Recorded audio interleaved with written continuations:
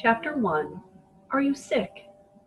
In Western culture, sickness has traditionally been defined as physical, medical, or mental. While Western psychology and psychiatry have progressed quite a bit over the years, there's still a long-held view in the medical community regarding the mind-body connection. Unfortunately, that impression is limited to what the machine can see, and the trouble is, we've been using the wrong machines. Given what's going on and the trends in general society, both in the developed and developing worlds, traditional definitions of sickness are short-sighted and all too restrictive. It doesn't do any of us any good to define sickness in very narrow biochemical terms. As Western medicine dug deeper and deeper into the biochemical germ model based or pathogenic-centric definition of medicine, much was lost in translation. While it has made big strides in diagnosing psychological problems and has placed the lion's share of its emphasis on physical health, there is still a lot left to be desired. The bottom line is that we can learn quite a bit from ancient and Eastern traditions that deal with the concept of sickness. In those traditions, sickness is defined holistically.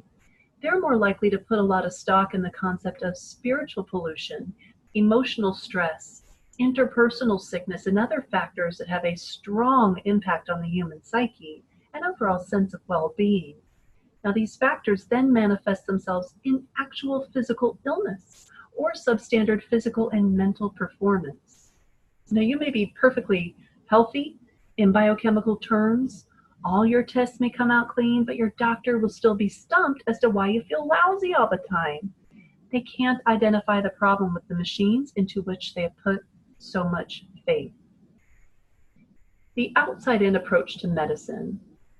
Now, don't even get me started on the sheer numbers of clients who have come to me over the years after being told, well, there's nothing wrong with you. Here, try these. Whereas these are some variation of chemicals that whack out the brain and gut under the guise of helping. In my opinion, it is criminal the way medicine has opted to experiment on our collective mental health. Pretty obvious it hasn't worked, isn't it? People are unhappier than ever, more depressed than ever, more hopeless than ever, but God forbid we talk about it. Am I right? If you talk about it, you're weak and considered dangerous. For piercing that, oh, everything is okay, nothing to see here, folks, veil that vast majority portray through their social media feed, often to a point that I wonder if it is to fool themselves into thinking life is better than they think it is, or are they just following the programming on the societal facade? Either case, that won't work any longer. I'm going to talk about it. I deeply hope it resonates with you. This work has changed me for the better in so many ways. Symptoms of something deeper.